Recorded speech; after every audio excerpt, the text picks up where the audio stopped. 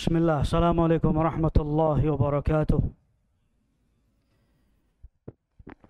إن الحمد لله نحمده تعالى ونستعينه ونستغفره ونعوذ بالله من شرور أنفسنا ومن سيئات أعمالنا. من يهده الله فلا مضل له ومن يضلله فلا هادي له. وأشهد أن لا إله إلا الله وحده لا شريك له وأشهد أن محمدا عبده ورسوله. يا أيها الذين آمنوا اتقوا الله حق تقاته ولا تموتن إلا وأنتم مسلمون. يا أيها الناس اتقوا ربكم الذي خلقكم من نفس واحدة وخلق منها زوجها وبث منهما رجالا كثيرا ونساء واتقوا الله الذي تساءلون به والأرحام إن الله كان عليكم رقيبا. يا أيها الذين آمنوا اتقوا الله وقولوا قولا سديدا يصلح لكم أعمالكم ويغفر لكم ذنوبكم ومن يطع الله ورسوله فقد فاز فوزا عظيما. أما بعد، ألا وإن خير الكلام كلام الله تبارك وتعالى وخير الهدى هدى نبينا محمد صلى الله عليه وعلى آله وصحبه وسلم. وشر الأمور المحدثاتها فإن كل محدثة بدعة فإن كل بدعة ضلالة وكل ضلالة في النار. أعاذنا الله وإياكم والمسلمين من النار. أحبائي في الله رحمنا ورحمكم الله. أولا نحمد الله ونشكره على هذه النعمة التي قد أنعم الله علينا من هداية الإسلام ونعمة الإيمان ونعمة الاستقامة على هذا الدين. Pertama-tama kita senantiasa panjatkan puja dan puji syukur kehadrat Allah Tabaraka wa Ta'ala atas segala karunia dan kenikmatan yang telah Allah limpahkan kepada kita. Allah Subhanahu wa Ta'ala telah memberikan kita karunia berupa hidayatul Islam, kenikmatan iman dan kenikmatan istiqamah di atas agama Allah. Wa thaniyan fa salawatullahu rabbi wa salamu ala nabiyina al-karim محمد بن عبد الله عليه أفضل الصلاة والسلام وعلى آله وأصحابه ومن سار على نهجه إلى يوم الدين. Kedua, tak lupa semoga salawat dan salam semoga senantiasa tercurahkan kepada junjungan kita baginda Nabi alaihi salatu wassalam serta keluarga dan para sahabatnya, dan bagi barang siapa yang mengikuti jejak beliau sampai yaumil qiyamah. Ikhwatal iman rahimani wa rahmakumullah.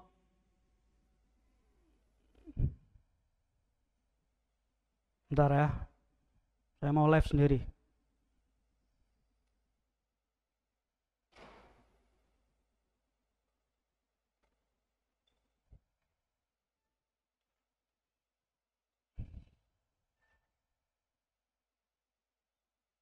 Mau murojaah.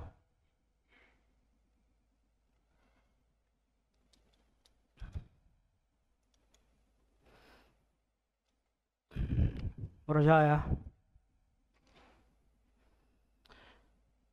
Baik, ikhwatal iman rahimani wa rahimakumullah. Hadirin kaum muslimin jamaah salat maghrib wal isya Masjid Al-Muhajirin wal Ansar di kota Depok, yang semoga senantiasa dirahmati dan dimuliakan oleh Allah Tabaraka wa Ta'ala.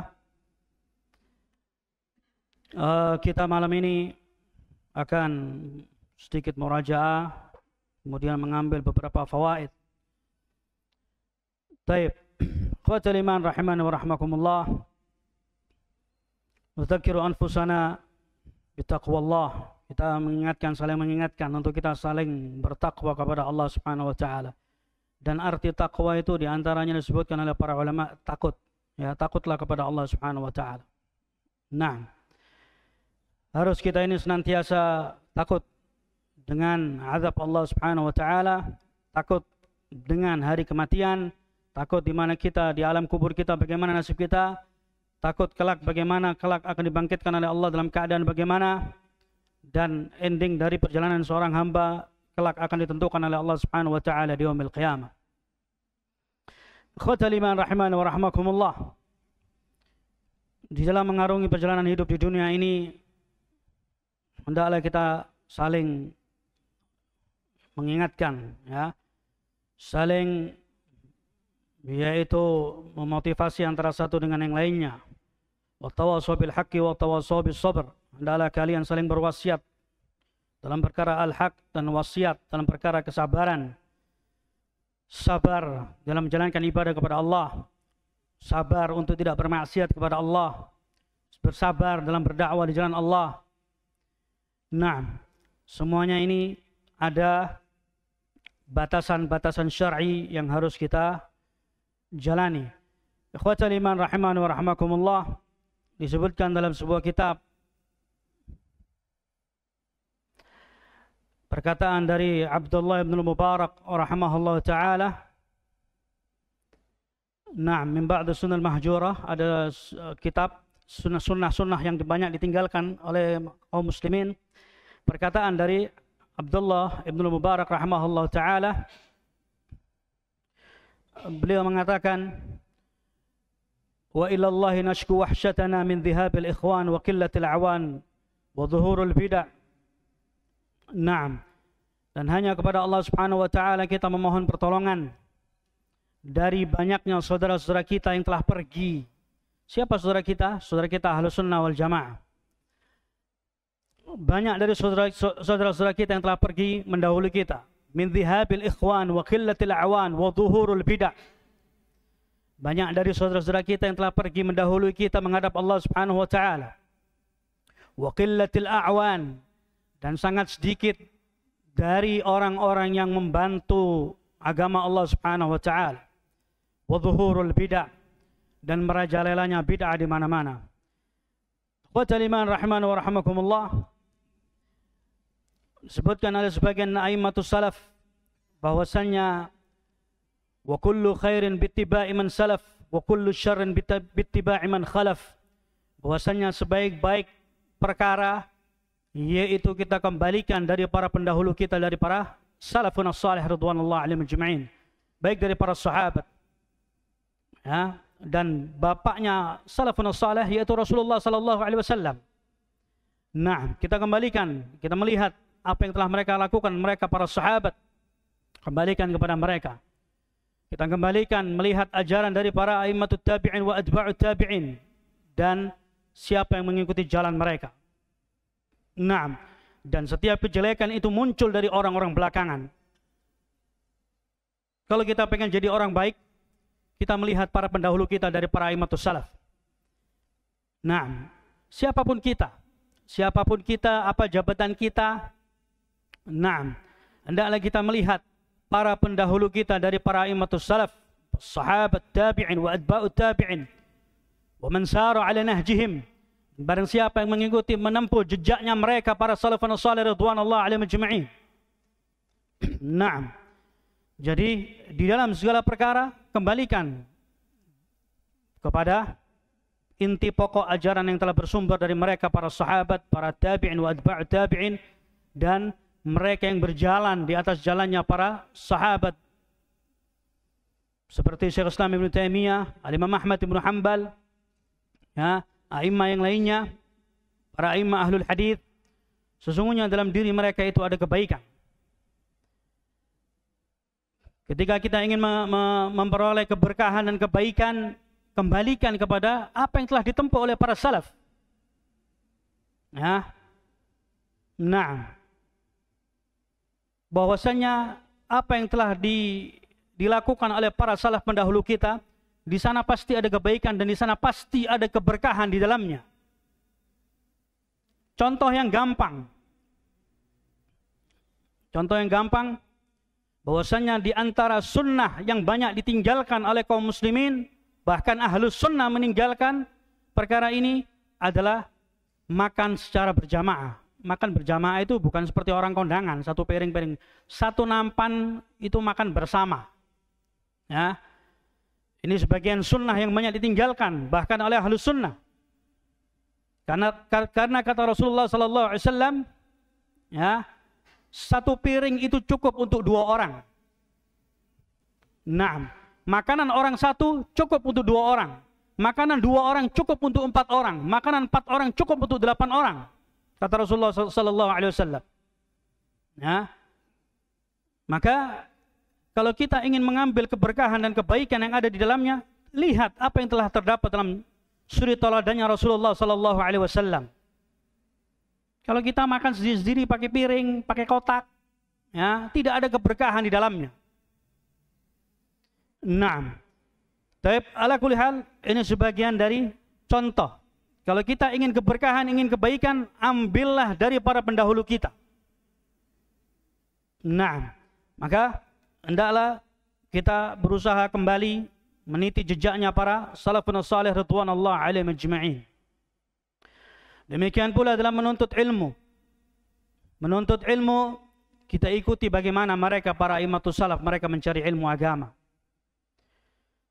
Kalau kita melihat, membaca dari biografinya para imamatus salaf, ternyata banyak di antara mereka itu yatarabba fi baitil ilm. Kenapa mereka bisa muncul menjadi seorang alim? Karena mereka dididik dalam rumah tangga penuh dengan keilmuan. Kalau rumah tangga kita tidak ada ilmu di dalamnya, maka satu keajaiban kalau seandainya menelurkan, menghasilkan putra-putri yang dia kemudian menjadi seorang alim, sangat jarang. Tapi kita tidak menutup kemungkinan, mungkin ada.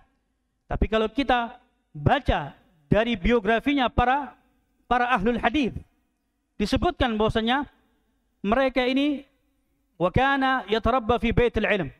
Dan dahulu ulama ini dia tinggal di dalam rumah tangga, artinya dia hidup bersama bapaknya, bersama ibunya, atau kalau enggak bersama kakeknya.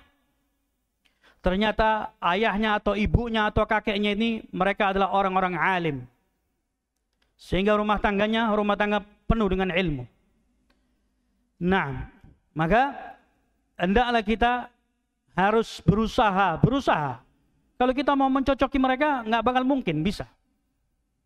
Nah, ikhwani fiddin azani Allah wa iyyakum, di dalam menuntut ilmu, hendaklah perkara yang paling penting yang harus kita tanamkan, yang pertama adalah ikhlasun niyah, mengikhlaskan niat karena Allah Subhanahu wa taala. Kalau kita ingin menghasilkan ilmu, liyahsulul ilmun nafi', supaya kita bisa menghasilkan ilmu yang bermanfaat, bermanfaat untuk diri kita, bermanfaat untuk keluarga kita, bermanfaat untuk orang lain. Ya, tempuhlah cara-caranya dari mereka para imamatus salaf, bagaimana mereka duduk di majlisul ilm. Nah, maka hendaklah kita memotivasi diri kita, memotivasi anak kita, istri kita, teman-teman kita. Hidupkan majlis-majlisul ilm. Ya. Nah. Jadi demikian, harus kita ini berusaha semaksimal mungkin untuk kita ini mencontoh dari mereka para imamatus salaf. Ya. Jangan kita tinggalkan mereka, karena kita yang berjalan di atas, merasa berjalan di atas jalannya mereka, berusahalah untuk kembali meniti sebanyak mungkin jalan yang mereka tempuh. Jangan ngarang sendiri. Ya, jangan ngarang sendiri, membuat aturan sendiri. Dengan menerka-nerka, oh ini bisa untuk kita targetkan demikian, nggak bisa. Ya, apapun bentuknya, al-muhim ketika kita dalam menuntut ilmu, menyebarkan ilmu, di dalam mengemban amanah, kalau tidak dibarengi, tidak didasari dengan yaitu ikhlasun niyah, mengikhlaskan niat untuk Allah Subhanahu wa taala, maka jangan harap untuk kita bisa menghasilkan apapun yang akan kita inginkan. Ya. Nah, kalau seandainya niatnya rusak, maka tidak akan maksimal apa yang akan dia canangkan atau apa yang dia inginkan ke depan dan sebagainya. Nah, ala kulli hal, ikhwani fiddin azani Allah wa iyyakum. Jadi saya cuma berusaha untuk memotivasi diri saya pribadi dan kepada ikhwan-ikhwan sekalian dan kepada kaum muslimin dimanapun anda berada. Ya, kita ini seakan-akan lalai dengan ajaran aimatus salaf, lupa kita ini. Kita nggak tahu bagaimana mendidik tarbiyatul zauja, tarbiyatul abna, cara mendidik istri, cara mendidik anak. Kita udah lupa, nggak tahu cara mendidik bagaimana. Allah Subhanahu wa taala berfirman dalam surat At-Tahrim, "Ya ayyuhalladzina amanu qu anfusakum wa ahlikum nara wa quduhan nasu wal hijara." La akhir ayat. Wahai orang-orang yang beriman, jagalah dirimu dan keluargamu dari siksa api neraka. Banyak dari model manusia zaman sekarang yang mereka cuman bisa menitipkan pendidikan anaknya kepada tempat-tempat tertentu, atau mungkin dia anaknya mencari pendidikan di jalanan. Karena merasa orang tuanya tidak memberikan perhatian, tidak memberikan pendidikan yang baik, maka sang anak dia akan mencari guru di jalan. Nah, maka harus kita ini melihat, memperhatikan ayat ini. Ya ayyuhalladzina amanu, wahai orang-orang yang beriman, jagalah dirimu. Diri kita terlebih dahulu, proteksi diri kita pribadi. Baru proteksi keluarga kita, istri kita, anak kita dari siksa api neraka, kata Allah Subhanahu wa taala. Nah, maka ikhwani fillah azzani Allah wa iyyakum, bahwasanya kita harus melihat kenapa mereka para a'immatus salaf, as-sahabat, tabi'in, kenapa tabi'in ini menjadi orang-orang hebat, atba'ut tabi'in menjadi orang-orang yang hebat. Tidak lepas mereka dari doanya Rasul alaihi salatu wassalam. Khairul quruni qarni, thumma alladhina yalunahum, thumma alladhina yalunahum. Sebaik-baik zaman, sebaik-baik waktu, sebaik-baik masa adalah pada zamanku, pada masaku, bersama para sahabat, bersama kemudian yang setelahnya zamannya tabi'in, kemudian yang setelahnya zamannya atba'ut tabi'in. Ya. Naam. Kenapa a'immatut tabi'in mereka menjadi orang-orang hebat? Karena mereka belajar, berguru dari as-sahabat. Yang sahabat itu berguru dari Nabi sallallahu alaihi wasallam. Pada pertemuan yang lampau kita sudah menyebutkan bahwasannya ada dari a'immatus salaf, a'immatut tabi'in, yaitu al-Imam Al-Hasan Al-Basri rahimahullah ta'ala. Ya. Kenapa Al-Imam Al-Hasan Al-Basri ini menjadi seorang alim yang sangat luar biasa? Kenapa kira-kira? Oh, Al-Imam Al-Hasan Al-Basri karena dia muridnya sahabat. Oh iya, dia muridnya sahabat, betul. Ya. Ternyata setelah kita telah, setelah kita baca,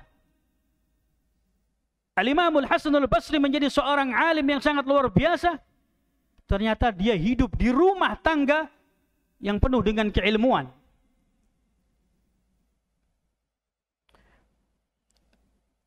Ibunya Ummul Hasan, ya, itu dia bekerja sebagai pembantunya Ummul Mukminin Ummu Salamah, ya, istri Nabi sallallahu alaihi wasallam. Dan Al-Imam Al-Hasan Al-Basri rahimahullah ta'ala, dia dilahirkan di zamannya Amirul Mukminin Umar bin Khattab radhiyallahu anhu, dan dia disusui oleh Ummul Mukminin Ummu Salamah. Dia disusuin oleh istrinya Nabi sallallahu alaihi wasallam, kemudian disodorkan kepada Amirul Mukminin Umar bin Khattab radhiyallahu anhu. Maka didoakan oleh Umar bin Khattab radhiyallahu anhu bahwasanya kelak anak ini dia akan menjadi seorang alim, menjadi seorang imam. Ya. Ternyata hidup di lingkungan keluarga Nabi sallallahu alaihi wasallam.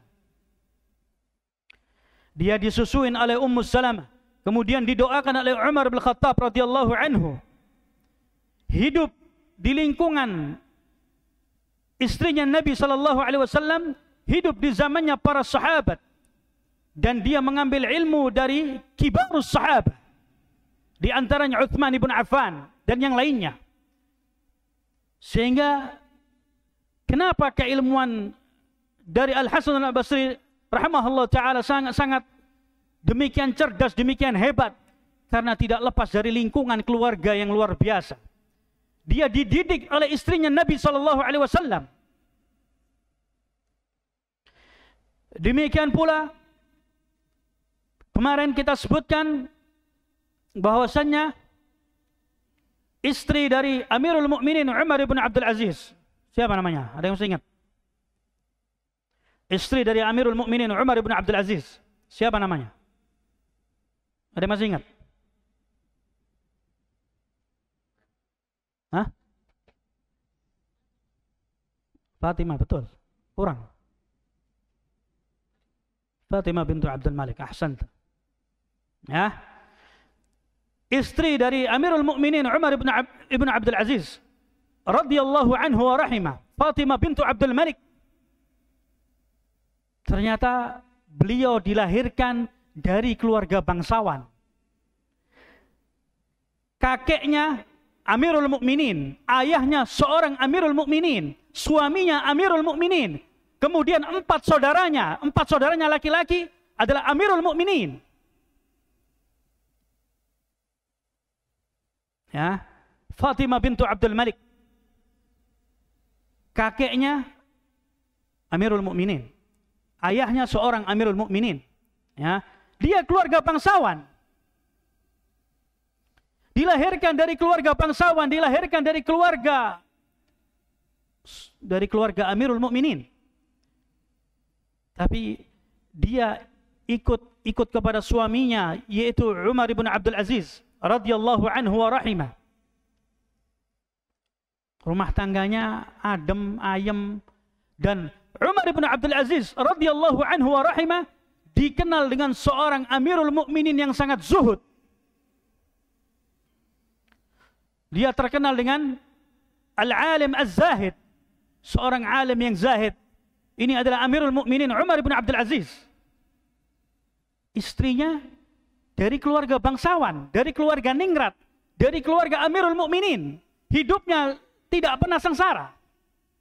Tapi ketika dia ikut dengan suaminya yaitu Umar bin Abdul Aziz, maka dia ikutin apa yang dimaukan oleh suaminya. Ternyata suaminya Umar bin Abdul Aziz seorang yang sangat zuhud dan wara'. Ya. Amirul Mukminin Umar bin Abdul Aziz seorang yang sangat zuhud. Dia seorang kepala negara, seorang Amirul Mukminin yang dia tidak memiliki harta yang bergelimang, harta yang berlebihan. Hidupnya sangat sederhana. Hidupnya dipenuhi dengan ibadah kepada Allah.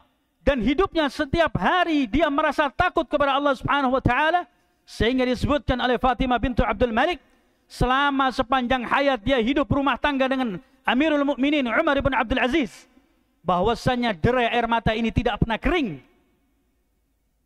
Saking banyaknya Umar bin Abdul Aziz dia menangis setiap hari. Seorang kepala negara, kerjaannya nangis. Nangisnya bukan cemen, ya. Tapi dia menangis karena takut kepada Allah Subhanahu wa taala.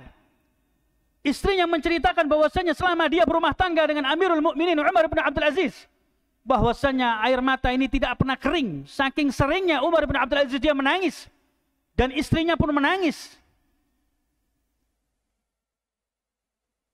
Naam. Jadi demikian. Pada pertemuan yang lampau kita sebutkan bahwasanya ketika Imam Al-Hasan Al-Basri, yang Al-Hasan Al-Basri sama, dia kerjaannya setiap hari menangis. Ya. Al-Imam Al-Hasan Al-Basri setiap hari kerjaannya menangis. Tidak di rumah, tidak di pasar, tidak sholat, tidak di masjid, tidak di jalan, tidak dimanapun. Tiap hari Al-Hasan Al-Basri dia menangis karena takut kepada Allah Subhanahu wa taala. Sehingga ketika Al-Imam Al-Hasan Al-Basri dia pulang ke rumah, istrinya melihat suaminya dalam keadaan murung. Seorang istri dia pasti kenal suaminya. Maka dia berusaha untuk menghibur. Dihibur dengan cara bagaimana? Dengan dia menghidangkan makanan di atas meja makan. Dia masak, dia apalah, siapkan semua hidangan di atas meja makan dengan rapi. Lalu diundang suaminya, at-ta'am rahmakallah. Makanan telah siap, semoga Allah merahmatimu. Ya, luar biasa. Istri dari para sahabat dan para imamatus salaf, adabnya sama suami luar biasa. Ngelihat suaminya capek pulang dari luar, atau pulang dari bekerja, suaminya mungkin murung dan sebagainya, dia hibur, nggak banyak ngomong, dia hibur suaminya, dia siapkan makanan, kemudian diundang suaminya, at-ta'am rahmakallah. Makanan telah siap, wahai suamiku, semoga Allah merahmatimu. Kita nggak pernah dengar kalimat ini dari istri-istri kita. Ya, nggak pernah. Istri kita kemudian menyambut kita, menyiapkan hidangan. Wahai abangku, makanan sudah siap ini, ayo makan yuk, sayangku atau apa, semoga Allah merahmatimu. Nggak ada. Ya. Istri zaman sekarang nggak ada yang seperti itu, nggak ada. Ya. Sudah nggak usah sok romantis. Kalian nggak romantis sama sekali. Ya. Nah, istrinya Al-Hasan Al-Basri, dia menyiapkan makanan lalu mengatakan kepada suaminya, at-ta'am rahmakallah. Makanan telah siap, semoga Allah merahmatimu. Ya. Lalu duduk di meja makan bareng-bareng. Ketika hendak makan, Al-Hasan Al-Basri dia menceritakan kejadian apa yang dia lihat di hari itu. Ternyata dia melihat, katanya dia habis melihat orang yang dalam keadaan sakratul maut. Ya. Orang sakratul maut itu sakitnya luar biasa, cuman kita aja yang nggak tahu. Jangankan manusia biasa, An-Nabi SAW, makhluk yang paling mulia, yang paling terbaik, yang paling dicintai oleh Allah Subhanahu wa taala, beliau ketika sakratul maut, dia merasakan kesakitan yang sangat luar biasa. Ini Nabi SAW. Ya. Nabi ketika nyawa hendak dicabut oleh malaikatul maut, Nabi juga merasakan kesakitan. Kita selesaikan dulu kisahnya Al-Hasan Al-Basri. Al-Hasan Al-Basri dia mengatakan bahwasanya di hari ini aku telah melihat, yaitu orang yang dalam keadaan sakratul maut. Maka kata Imam Al-Hasan Al-Basri, aku sudah tidak berselera lagi untuk aku makan makanan yang ada. Aku sudah tidak berselera lagi untuk minum dengan minuman yang ada. Maka menangislah Al-Imam Al-Hasan Al-Basri, meninggilah suaranya. Maka menangislah istri dan anak-anaknya. Mereka semua menangis, akhirnya nggak jadi makan, mereka tinggalkan meja makan, mereka tinggalkan makanan yang ada, mereka pergi. Mereka menangis. Nah. Taib.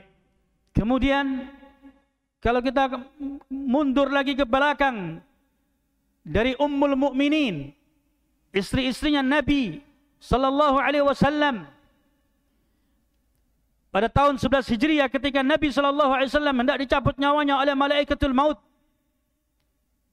yang mana malaikat Jibril alaihissalam turun menghadap Nabi SAW, ya Muhammad, apakah dirimu masih ingin hidup di dunia? Atau kita akan angkat atau akan diangkat kepada Allah, bal ila rafiqil a'la. Itu Nabi SAW setelah pulang dari Hajjatul Wada pada tahun 11 Hijriah. Nabi SAW mengatakan kepada para sahabatnya, la'alli lam ahujju min ba'di amin hadha. Mungkin setelah tahun ini aku tidak akan pernah berhaji lagi bersama kalian, kata Rasulullah SAW. Dalam riwayat yang lainnya disebutkan, mungkin setelah tahun ini kalian tidak akan melihat aku lagi, kata Rasulullah SAW. Maka Rasul SAW, beliau, kenapa, sakit apa yang menyebabkan beliau mengalami degradasi, kemerosotan kesehatan yang sangat luar biasa? Salah satunya ketika beliau di Khaybar, ketika dihidangkan makanan oleh seorang wanita Yahudiyah, ternyata dalam makanan tersebut telah ditaruh racun, sehingga turun malaikat Jibril memberitahukan kepada Rasulullah bahwasannya dalam makanan tersebut terdapat racun. Ini yang menyebabkan akhirnya kondisi beliau akhirnya menurun dan menurun dan menurun. Nah, Rasul SAW pulang ke Madinah setelah beliau mengunjungi kuburan syuhada Uhud di Baqi, yang mana beliau menangis sambil dikawal oleh para sahabatnya dan beliau mengikat kepalanya dengan ikatan yang sangat kencang. Lalu Rasulullah SAW beliau mengatakan, wadidtu an laqaitu ikhwani, qalu alasna ikhwanukum ya Rasulullah, qala la bal antum ashabi, qala ikhwani alladzina ya'tuna min ba'di wa lam yarawni wa yu'minu bi wa lam yarawni. Rasul SAW keluar dari kuburan Baqi sambil beliau mengikat kepalanya dengan ikatan yang sangat kencang untuk mengurangi sakit yang sangat luar biasa di kepalanya dan tubuhnya menggigil. keringat dingin keluar bercucuran dari tubuh Rasulullah sallallahu alaihi wasallam dan beliau menangis.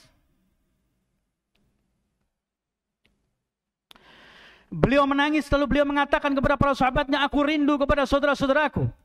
Lalu sahabat mengatakan, bukankah kami saudaramu ya Rasulullah? Kata Rasulullah, tidak, kalian bukan saudaraku. Bahkan kalian hanya sahabat-sahabatku saja. Saudaraku, mereka yang datang sepeninggalanku, mereka beriman kepada diriku. Dan mereka tidak pernah berjumpa dengan aku, kata Rasulullah sallallahu alaihi wasallam. Siapa mereka? Umatnya Nabi Muhammad sallallahu alaihi wasallam. Naam. Lalu beliau pulang ke kota Madinah. Selang beberapa waktu, kesehatannya semakin menurun. Kemudian di hari di mana nyawa hendak dicabut oleh malaikatul maut, yang mana beliau ketika itu bermalam di salah satu rumah istrinya Ummul Mukminin Maimunah. Kemudian Rasulullah kondisinya sudah tidak baik-baik saja. Malam itu jatahnya Ummul Mukminin Maimunah, atau di hari itu jatahnya Ummul Mukminin Maimunah.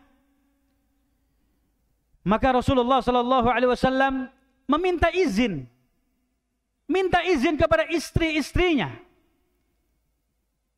Meminta izin kepada Ummul Mukminin Maimunah dan istri-istri yang lainnya.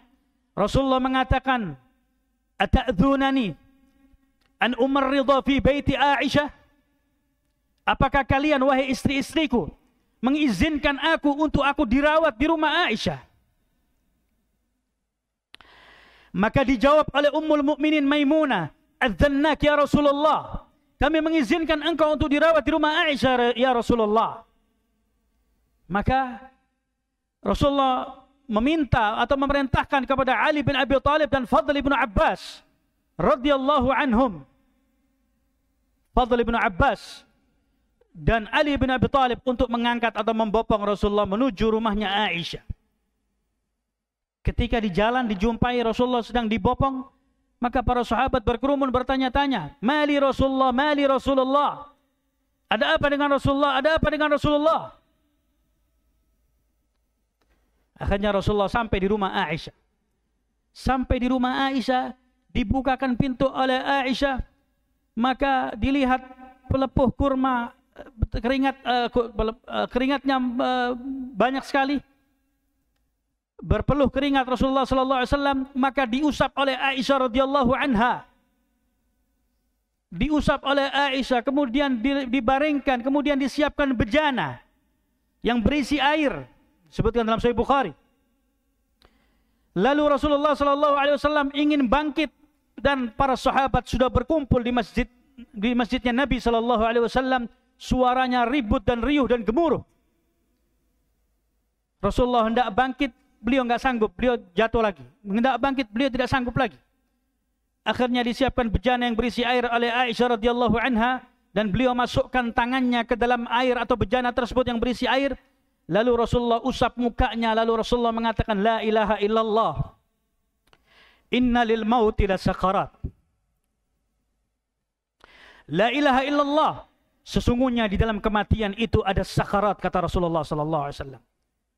Rasulullah merasakan sakaratul maut yang sangat luar biasa.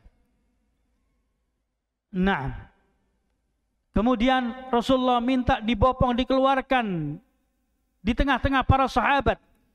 Para sahabat yang ketika itu sedang bergemuruh, sedang mereka galau, mereka menangis. Maka Rasulullah meminta untuk dikeluarkan di tengah-tengah para sahabatnya untuk menaiki mimbarnya. Lalu Rasulullah memberikan mau'izah, yaitu pesan nasihat terakhir Rasulullah sallallahu alaihi wasallam kepada para sahabatnya. Naam, di antara Rasul alaihi salatu wassalam, beliau mengatakan, "Apakah kalian mengkhawatirkan keadaan diriku?" Naam, apakah kalian mengkhawatirkan keadaan diriku? Lalu Rasulullah sallallahu alaihi wasallam memberikan wasiat dan nasihatnya. Di antara wasiat Rasulullah sallallahu alaihi wasallam, beliau mengatakan, "Istausu bin nisa'i khaira, fa innahunna awanun 'indakum aw awanun lakum." Ini termasuk di antara pesan-pesan wasiat Rasulullah terakhir sebelum beliau wafat.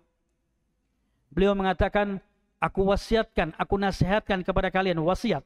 Ya, aku wasiatkan kepada kalian untuk kalian ini berbuat baik kepada para wanita.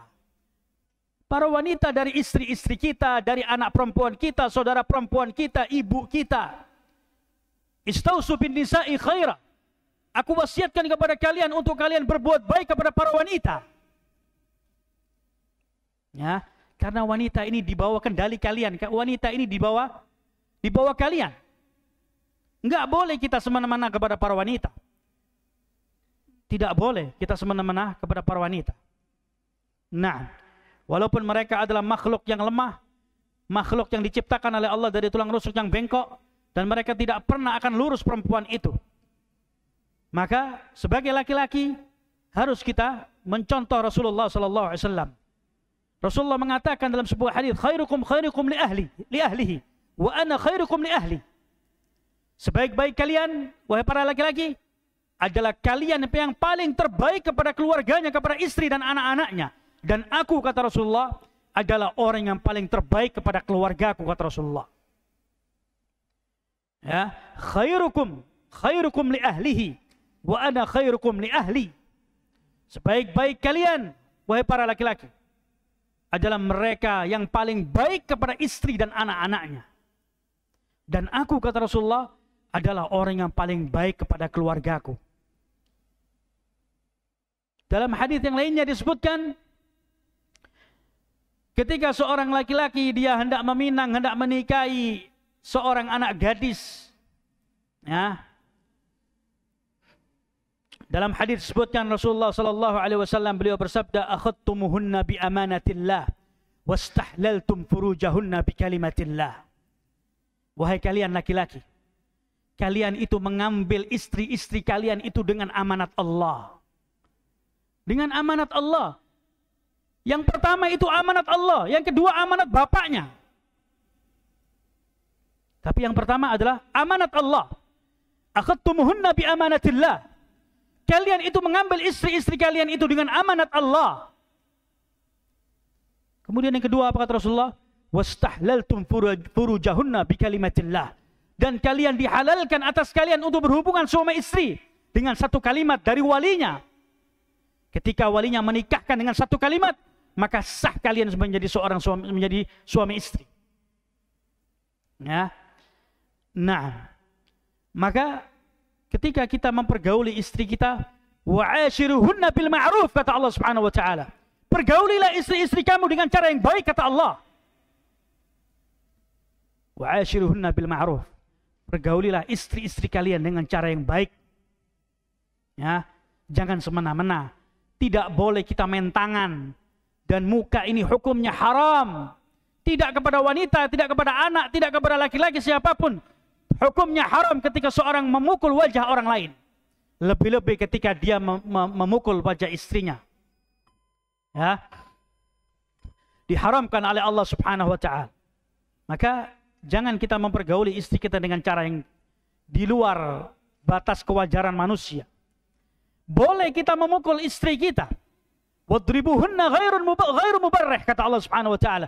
Pukullah istri-istri kalian tanpa mencederai mereka.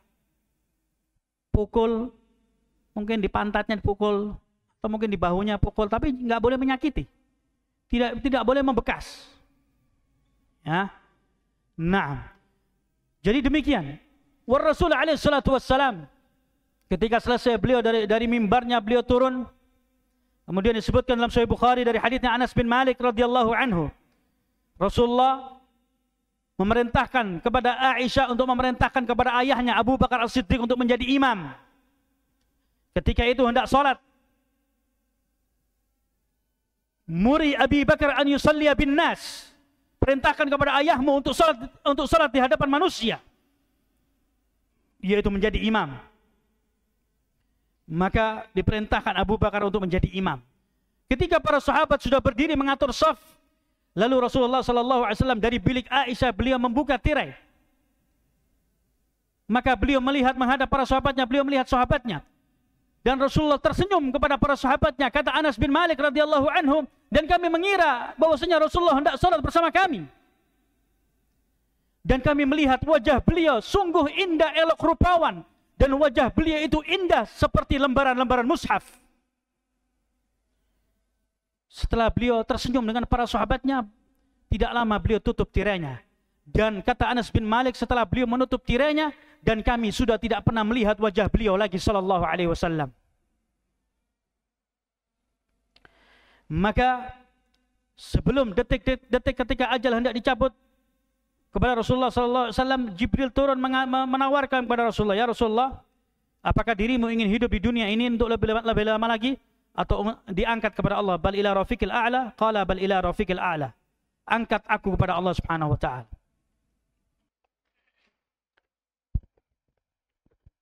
Taib Nuwasil.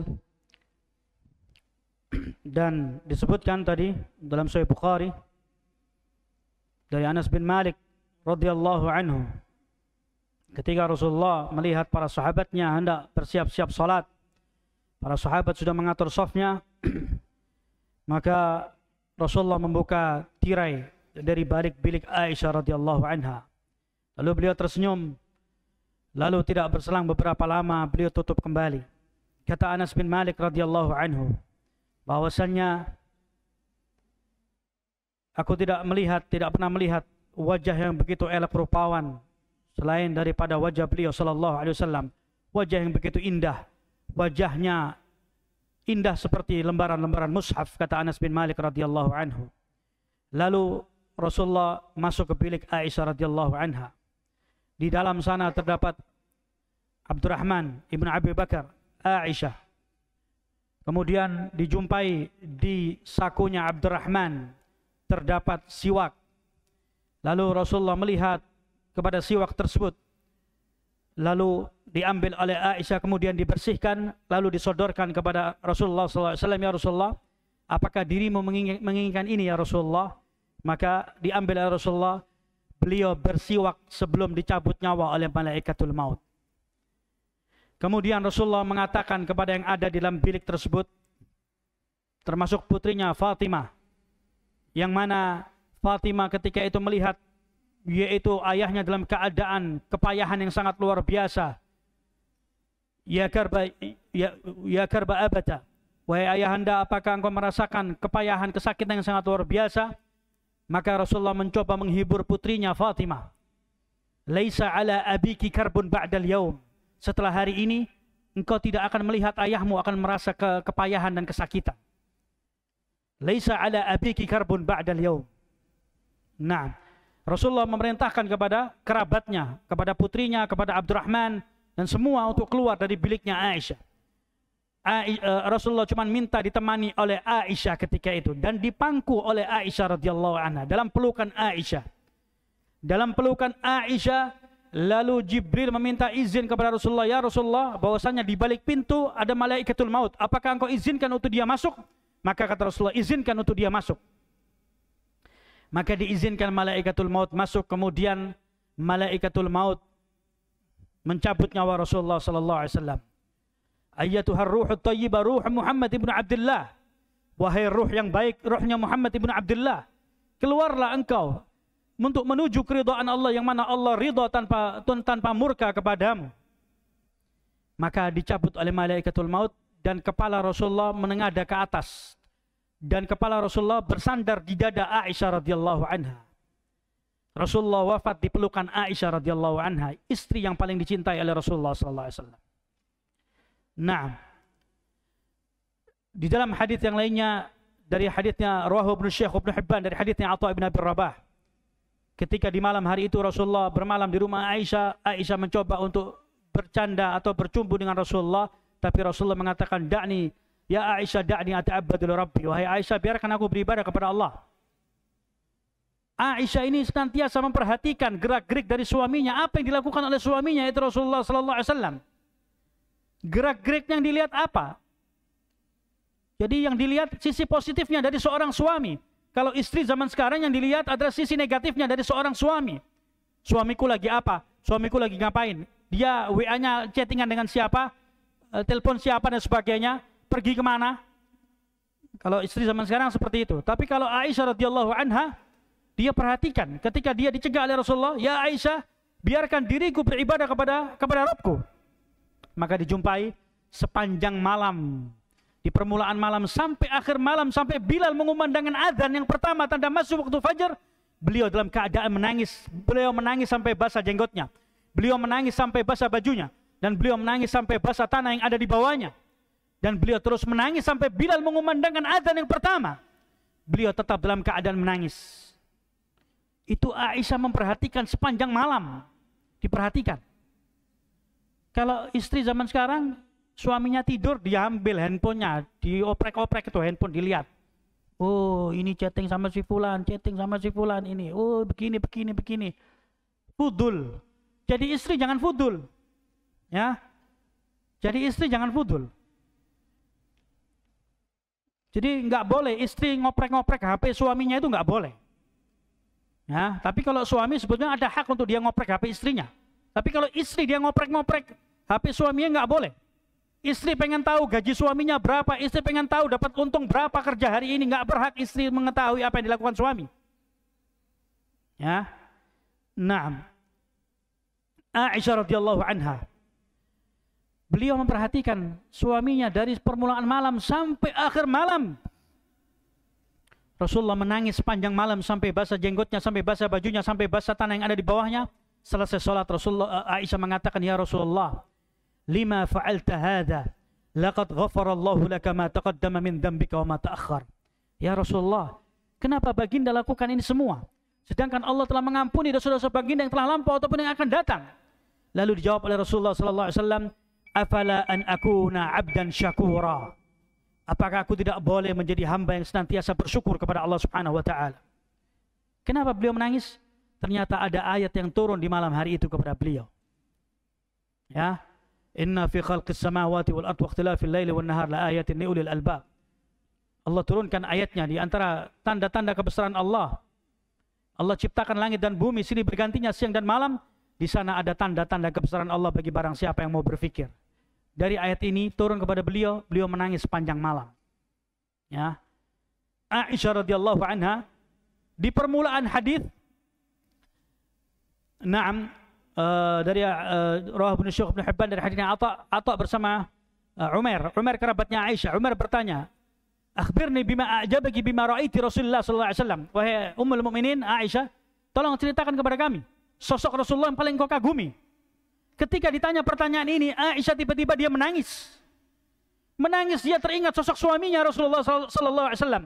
Lalu dia menceritakan kejadian di waktu malam hari itu. Ditanya suaminya nangis. Kalau istri zaman sekarang ditanya suaminya, oh istri suami saya begini, suami saya begini, suami saya diumbar aibnya. Ya, istri zaman sekarang aib suaminya diumbar kemana-mana. Seperti barang dagangnya yang nggak laku diumbar kemana-mana. Padahal Allah sebutkan dalam Al-Quran, hunna libasun lakum wa antum libasun lahunna. Ya, istri itu pakaian bagi suami dan suami itu pakaian bagi istri, saling menutupi antara satu dengan yang lainnya. Jangan diumbar aib suaminya, jangan diumbar kemana-mana. Begitu pula sebaliknya, aib istrinya jangan diumbar kemana-mana. Ya, contohlah mereka para ummul mukminin. Kemudian dari ummahatus salaf, dari istri-istrinya para sahabat, istri-istrinya dari aimatus salaf. Mereka sangat luar biasa. Ya. Maka ikhwani wa akhwati fillah azzani Allah wa iyyakum. Marilah kita berubah menjadi orang baik. Sebentar lagi kita memasuki bulan Ramadan, tinggal beberapa hari ke depan. Berubah jadi orang baik. Berubah jadi suami yang baik. Berubah jadi istri yang baik. Berubah jadi anak yang baik. Berubah menjadi seorang muslim dan muslimah yang baik. Berubah menjadi pemimpin yang baik. Harus berubah. Sebentar lagi bulan penuh dengan ampunan, penuh dengan keberkahan. Ya. Jadi sudah tidak ada dusta lagi di antara kita. Yang antara suami dengan istri, antara istri dengan suami, antara pemimpin dengan bawahannya, antara yang lain, antara teman dengan satu dengan yang lainnya. Ya, nggak usah su'donan, sudah nggak zaman pakai su'donan. Ya, oh ini suami saya begini, oh istri saya begini, oh ini ustadznya begini, oh ini begini. Ya, tidak ada tabayyun, nggak ada tabayyun. Ya. In ja'akum fasikum binaba'in fatabayyanu. Jika ada datang kabar burung kepada kalian, tabayyun dong. Cross check dong. Apa yang terjadi? Apa emang benar seperti ini? Jangan Anda mengumbar berita-berita bohong dan berita-berita palsu. Ya. Hidup ini dibikin simpel aja. Dibikin gampang, dibikin santai. Kita ini berusaha menjadi orang baik. Berusaha mengajarkan perkara yang baik. Ya. Naam. Kita nggak pernah ngajarin orang tidak untuk dia berbuat tidak baik. Naam. Walaupun kita dituduh sebagai orang tidak baik, tapi alhamdulillah sejarah akan mencatat, semuanya akan melihat. Athar itu akan ada. Jejak itu akan ada. Ya. Naam. Taib ikhwani fiddin azani Allah wa iyyakum. Ini yang dapat Anda sampaikan. Mungkin ini adalah kajian terakhir. Kita nggak tahu. Anda nggak tahu umur anak kapan akan diambil oleh Allah Subhanahu Wa Taala. Ya.